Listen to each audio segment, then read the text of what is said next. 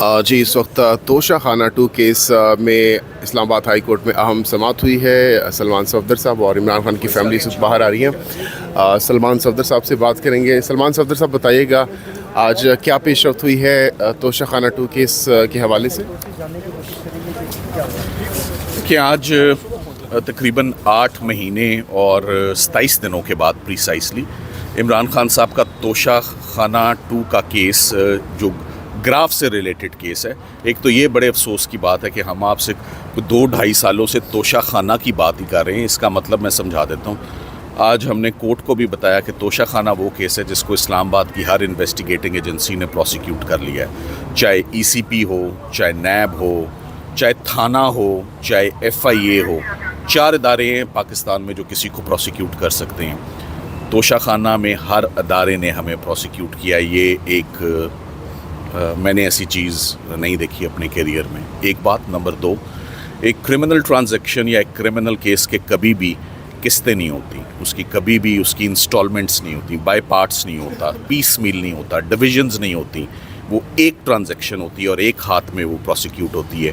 तो ये कैसा केस है जिसको बार बार मुख्तलिफ इदारे आके अभी हम सिर्फ इसकी हद तक, ये हद तक नहीं होता, ये मुकम्मल होता है।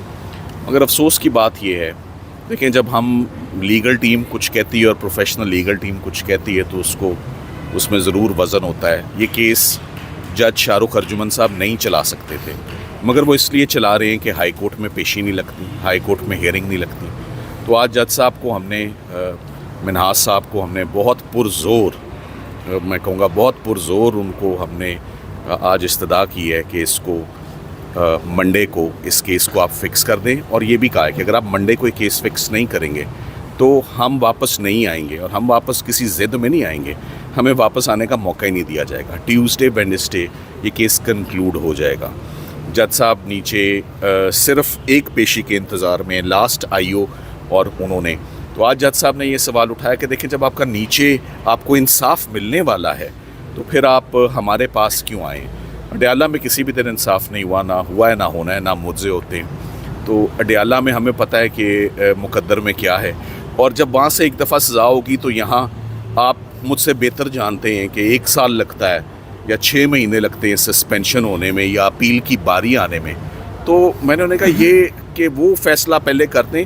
हम तो इस्लामाबाद हाई कोर्ट में जनवरी से आए हुए, पार्क हुए में ना। तो आज ये भी कहा कि ये जो हेयरिंग नहीं लग रही है किसी वकील का कसूर नहीं है। वकील तो अर्ली हेयरिंग्स दे सकते हैं ना, अंबार लगा हुआ है अर्ली हेयरिंग्स का।